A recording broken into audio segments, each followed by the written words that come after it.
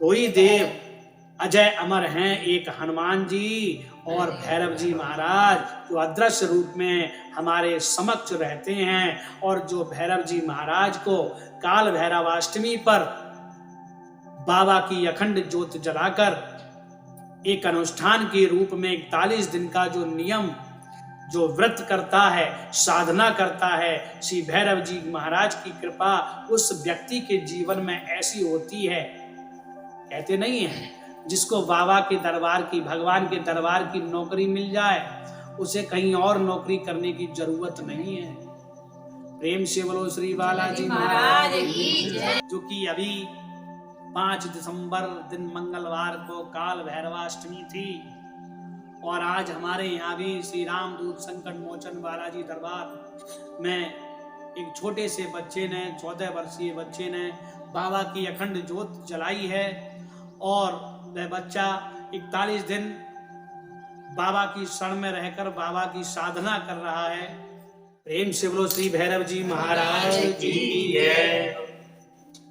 तो स्कंद पुराण में एक बार महर्षि अगस्त को भगवान भैरव देव के अवतरण और उसके प्रयोजन के विषय में विस्तार पूर्वक जानने की इच्छा हुई और इसके लिए भगवान शिव के बड़े पुत्र और गणपति जी के अग्रज कार्तिकेय जी के पास गए और उनकी वंदना और नमन करके पश्चात विनय पूर्वक अनुरोध किया कि हे भगवान शिव के साक्षात रौद्र अवतार देवाधिदेव के परम कृपालु भगवान भैरवनाथ की शक्ति कृपाओं की अनुकंपा के बारे में हम संसारवासी थोड़ा कुछ जानना चाहते हैं, परंतु उनके अवतार धारण करने के प्रयोजन और उनकी प्रकृति संदर्भ में कुछ ज्ञात नहीं। प्रेम से बोलो भैरव बाबा की जय। तो अतः संसार के कल्याण के लिए, कल्याण और भक्तों के हित के लिए और आप भगवान भैरव देव के अवतार धारण के बारे में हमको बताइए कि महर्षि अगस्त के इस अनुरोध से भगवान कार्तिकेय जी ने भैरव जी के अवतार के प्रयोजन धारण करने के प्रयोजन, उसके अवतार धारण त्रैलोक के भ्रमण की जो कथा सुनाई वह स्कंद पुराण में पर्याप्त विस्तार पूर्वक वर्णित है। हम आपको एक सूक्ष्म रूप से सुनाते हैं। प्रेम से बोलो श्री भैरव जी महाराज की कि अत्यंत प्राचीन बात है कि सुमेरु पर्वत पर अनेक देवी देवता धर्म चर्चा कर रहे थे। जिस प्रकार आकाश में तारों के मध्य चंद्रमा सुशोभित होता है, ठीक उसी प्रकार देवताओं के मध्य ब्रह्मा जी शोभायमान थे।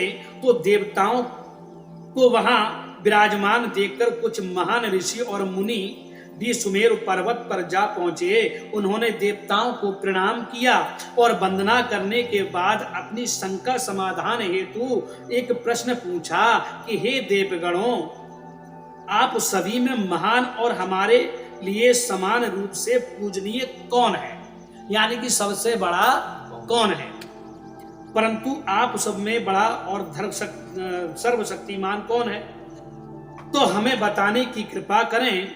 प्रश्न जटिल था और विवादास्पद था। सभी देवताओं ने उत्तर के लिए ब्रह्मा जी की ओर देखा तो देखते ही क्यों, हर समय वेदों का स्तवन करने वाले जगत पिता ब्रह्मा जी अधिक सटीक उत्तर देने में भला कौन दे सकता था। तो ईश्वर की इस माया कब क्या करा दे, ईश्वर की माया कब क्या करा दे ये कोई नहीं जानता। प्रेम से बोल बालाजी महाराज की।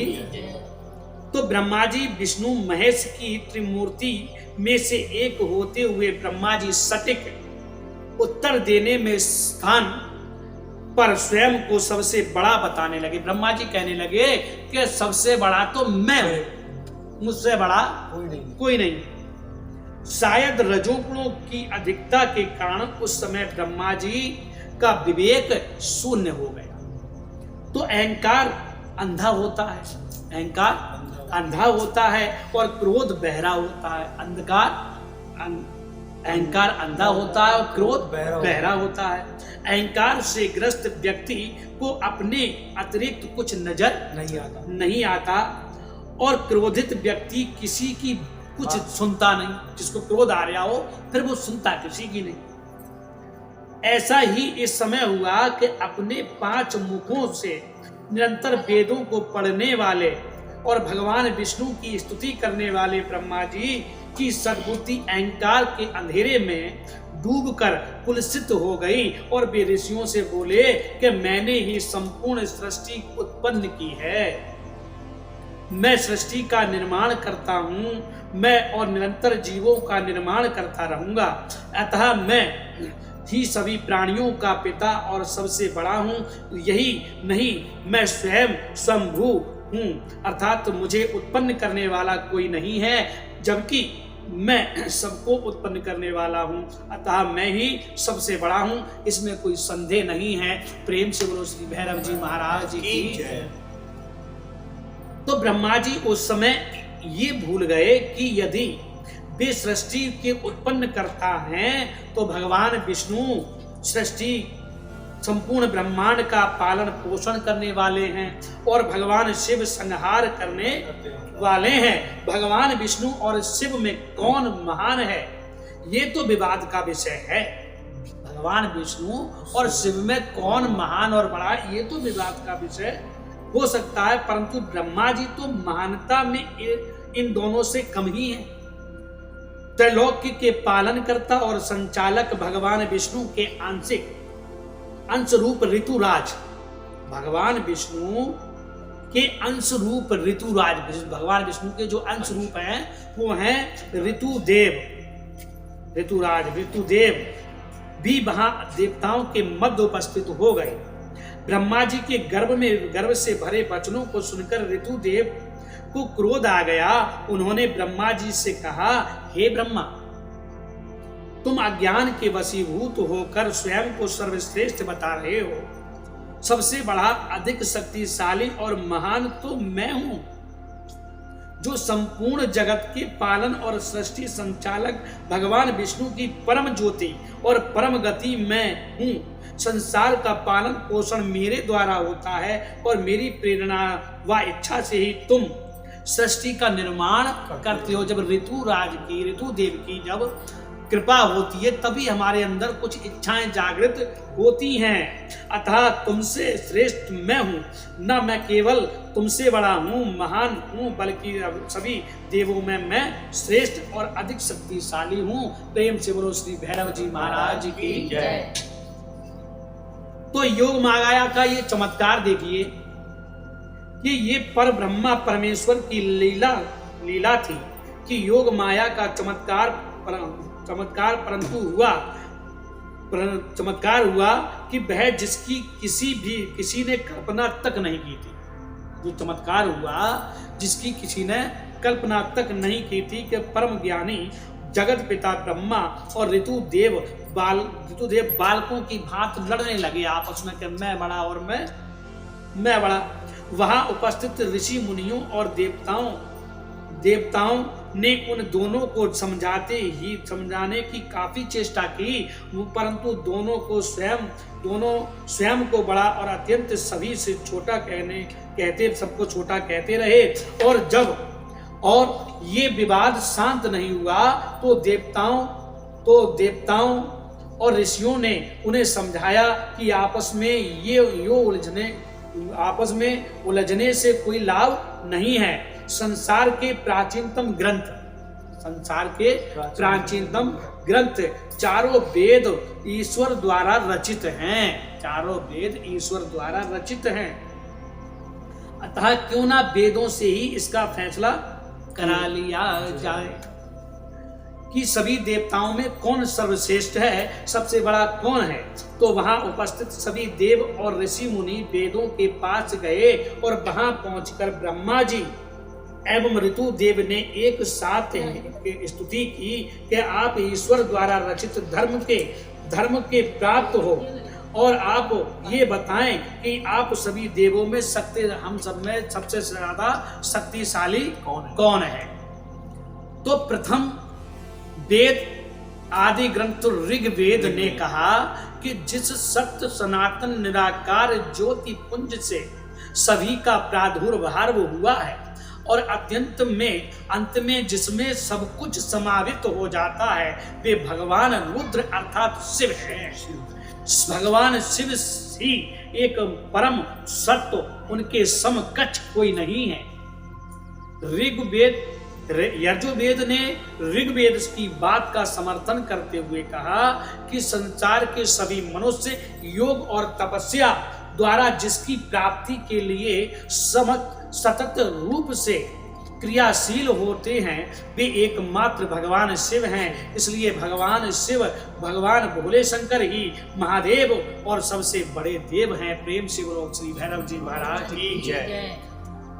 तो साम वेद ने दोनों वेदों की बातों को स्पष्ट करते हुए कहा कि जिसके प्रकाश से संपूर्ण ब्रह्मांड प्रकाशित हो रहा है, योगी जन जिसका हर समय ध्यान लगाए रहते हैं, सद्गृहस्थ जिसकी पूजा आराधना करते हैं, सारा संसार जिसमें और जो संपूर्ण सृष्टि में व्याप्त है, वह एकमेव त्र्यंबक अर्थात भगवान शिव ही सर्वश्रेष्ठ हैं। उनसे बड़ा इस संसार में कोई नहीं है। प्रेम से बोलो देवादिदेव महादेव की जय। तो अथर्ववेद ने भगवान शिव की अनुकंपाओं और सहज भाव का वर्णन करते हुए कहा, जो अपने भक्तों की थोड़ी सी सेवा आराधना से ही प्रसन्न होकर उनके सारे कष्टों को दूर कर देते हैं, वे आनंददायी कैवल्य रूप भगवान शिव ही सबसे महान हैं। उनसे बड़ा इस संसार में कोई नहीं है। प्रेम से बोलो श्री भैरव जी महाराज की, देवादिदेव महादेव की। तो इस प्रकार चारों वेदों ने भगवान शिव को ही सबसे शक्तिशाली, बड़ा और महान देव घोषित किया। तो चारों देवों द्वारा एक मत से दिए गए इस निर्णय से सभी देवता ऋषि मुनि संतुष्ट हो गए, परंतु ब्रह्मा जी का स्वयं को सर्वश्रेष्ठ बताना, स्वयंभू को अपने तन पर बताना बंद नहीं हुआ। उनका ये भ्रम दूर नहीं हुआ, तो वे कहने लगे, मैं वेदों की राय से सहमत नहीं हूं। और जो शिव स्वयं भभूति को अपने तन पर मलकर धूल दूषित रहते हैं, सिर पर जटाएं धारण शिव तो वादिगंबर रहते हैं, वागंबर और गज चर्म लपेटते हैं। सवारी के लिए भी उनके पास कोई अच्छा वाहन नहीं है, केवल एक मरियल बूढ़ा बैल है। वह शंकर पर ब्रह्मा कैसे हो सकते हैं, जिसके पास धन वैभव तो क्या, पहनने के लिए वस्त्र तक नहीं है। मैं शिव को सर्वश्रेष्ठ नहीं मान सकता, उनसे महान तो मैं हूं, ये ब्रह्मा जी कहने लगे। उनका भ्रम दूर नहीं हुआ। तो ऋतु देव जी वेदों की बात सुनकर शांत हो गए और ऋषि मुनियों को भी उनके प्रश्न का उत्तर मिल चुका था, परंतु माया की वशीभूत और अहंकार से ग्रस्त ब्रह्मा जी फिर भी स्वयं को सर्वश्रेष्ठ बताते हुए भगवान भोलेनाथ को स्वयं से छोटा कहते रहे और स्वयं को, अपने आप को भोलेनाथ को छोटा बताते रहे। जब इस प्रकार का अनर्गल प्रलाप करते हुए उन्हें काफी समय बीत गया, तो सनातन प्रणव ने ब्रह्मा जी के निकट आकर उन्हें समझाते हुए कहा, हे ब्रह्मा, भगवान शंकर सनातन ज्योति हैं, आनंद रूपा शिवा उनकी अमिट शक्ति हैं, अतः इसे पूर्ण सत्य मानो कि भगवान शिव से बड़ा इस संसार में कोई नहीं है। प्रेम से बोलो देवादिदेव महादेव की जय, माता पार्वती की जय। तो प्रणव द्वारा हर प्रकार से समझाए जाने पर भी ब्रह्मा जी का संतोष नहीं हुआ, तो क्रोध के आवेग में आकर ब्रह्मा जी को अच्छे बुरे ऊंच नीच सत्य असत्य का कोई ज्ञान नहीं रह गया। अथवा उनकी मति ही भ्रष्ट हो गई, और यही कारण है कि किसी भी प्रकार शांत नहीं हुए और स्वयं को सर्वश्रेष्ठ बताते हुए भगवान शिव को हर प्रकार से अपनी अपेक्षा छोटा ही कहते रहे। ब्रह्मा जी शिव जी की आलोचना करते और स्वयं को सर्वशक्तिमान सिद्ध करने के प्रयास में मर्यादा की सीमाएं लांघ गए, और जो मुख में आ रहा था वह कहते रहे। प्रेम से बोलो श्री भैरव जी महाराज की जय। जब ब्रह्मा जी को प्रलाप करते कुछ पर्याप्त समय बीत गया तो ब्रह्मा जी और ऋतुदेव के मध्यवर्ती स्थान में एक ज्योति पुंज प्रकट हुआ। क्या हुआ? ज्योति पुंज प्रकट हुआ, और इस ज्योति पुंज प्रकट की आभा इतनी तीक्ष्ण थी कि इसने वहां उपस्थित सभी देवों और ऋषियों और मुनियों को अपनी ज्योति में समेट लिया। प्रेम से बोलो श्री भैरव जी महाराज की। कुछ समय के अंदर ही उस ज्योति पुंज से एक सुंदर बालक प्रकट हो गया। उस ज्योति पुंज से सुंदर बालक प्रकट हो गया। कौन? भैरव जी महाराज की जय। ज्योति पुंज से प्रकट हुआ तो ब्रह्मा जी का पांचवा मुख, जो अब तक भगवान शिव के विरोध में दोनों के मध्य आकर उपस्थित होने वाला तू कौन है, पांचवा मुख जो शिव जी की आलोचना कर रहा था, वो आकर कहने लगा कि भाई तू कौन है। तो ब्रह्मा जी अहंकार में आकर उन्हें वरदान देने लगे। ब्रह्मा जी के इस प्रश्न का उत्तर देने के लिए के स्थान पर वह बालक जोर जोर से रोने लगा। जब ब्रह्मा जी वरदान दे रहे थे तो वह बालक जोर जोर से रोने लगा। ब्रह्मा जी क्रोध में भरे हुए थे, उन पर अपने जगत उत्पादक होने के गर्भ का भूत सवार हो गया। अतः उन्होंने सोचा कि ये बच्चा मेरे पांचवें मुख से प्रकट हुआ है। ब्रह्मा जी कहने लगे ये बच्चा मेरे पांचवें मुख से प्रकट हुआ है।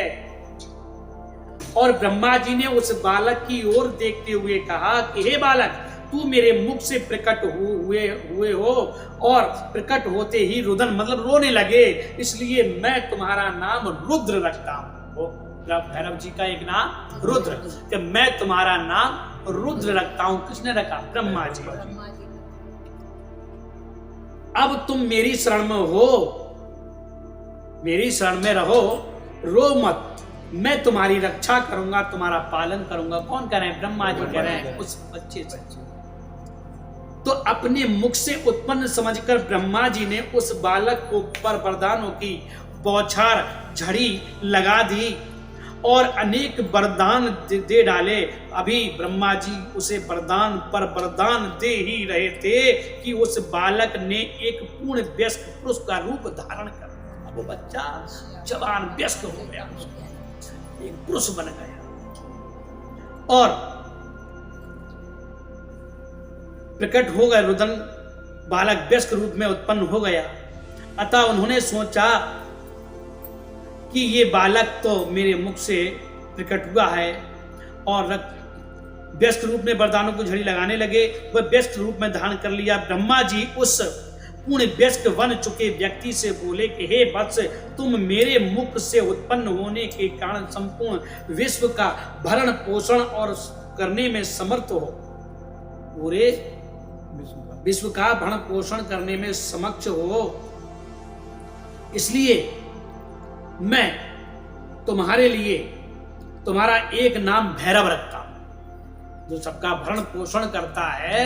तो इसलिए भरण पोषण करने में पूरे संसार का समक्ष रहोगे, इसलिए मैं तुम्हारा नाम भैरव रखता हूं। तभी तो बोला है, भैरव चालीसा में लिखा है कि श्री भैरव की हो कृपा तो संपत्ति बड़े अपार। प्रेम से श्री भैरव जी महाराज की है। तो तुमसे काल भी भयभीत रहेगा, तुमसे काल भी भयभीत रहेगा, इसलिए मैं तुम्हारा एक नाम काल भैरव रखता हूं। काल भैरव रखता हूं, जो कि अभी 5 दिसंबर दिन मंगलवार को काल भैरवाष्टमी थी।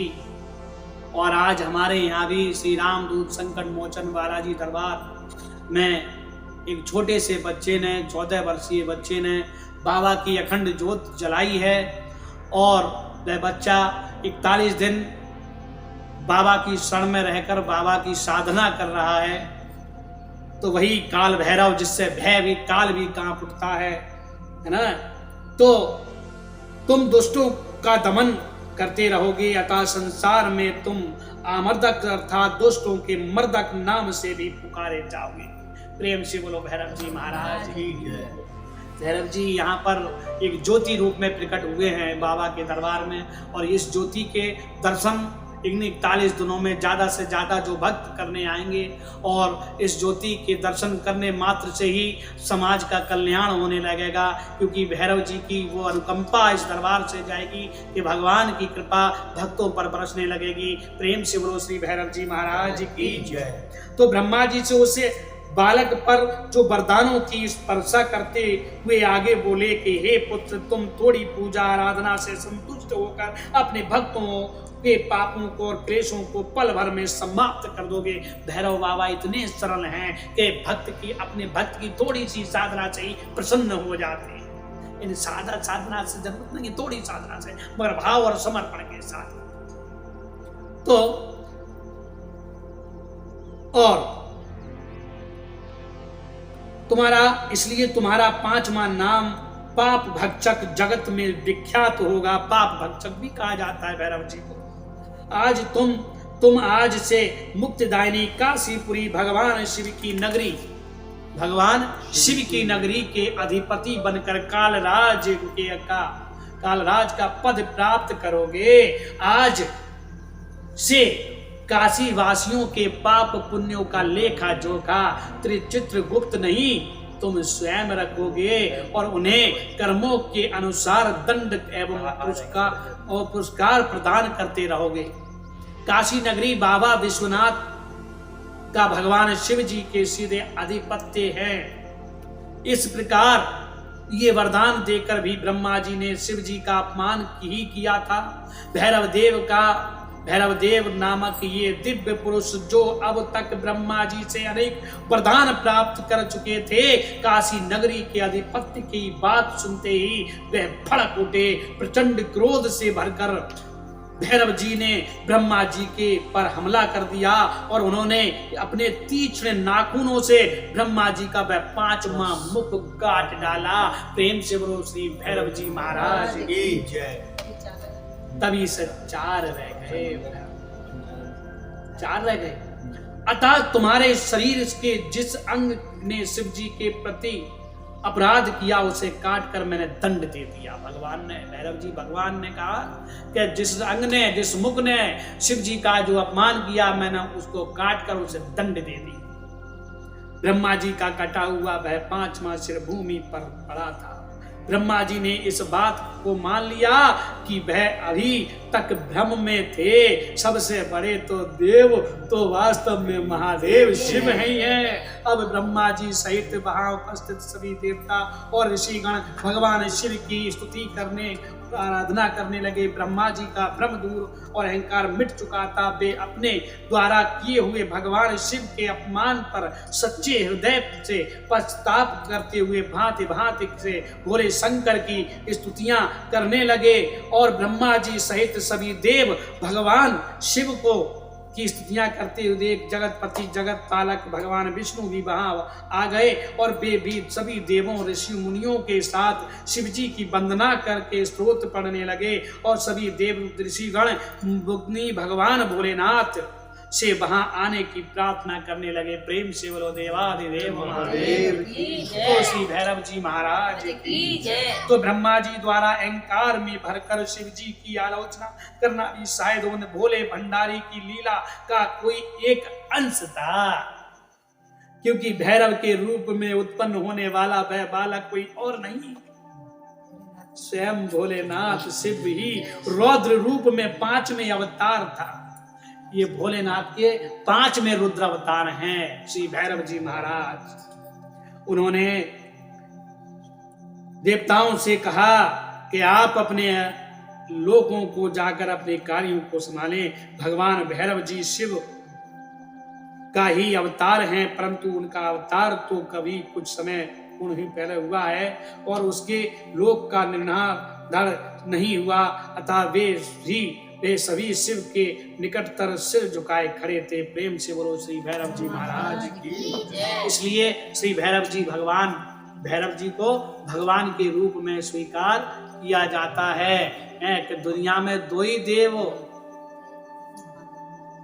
देव अजय अमर हैं, एक हनुमान जी और भैरव जी महाराज, जो अदृश्य रूप में हमारे समक्ष रहते हैं और जो भैरव जी महाराज को काल भैरवाष्टमी पर बाबा की अखंड ज्योत जलाकर एक अनुष्ठान के रूप में 41 दिन का जो नियम जो व्रत करता है, साधना करता है, श्री भैरव जी महाराज की कृपा उस व्यक्ति के जीवन में ऐसी होती है, कहते नहीं है जिसको बाबा के दरबार की, भगवान के दरबार की नौकरी मिल जाए उसे कहीं और नौकरी करने की जरूरत नहीं है।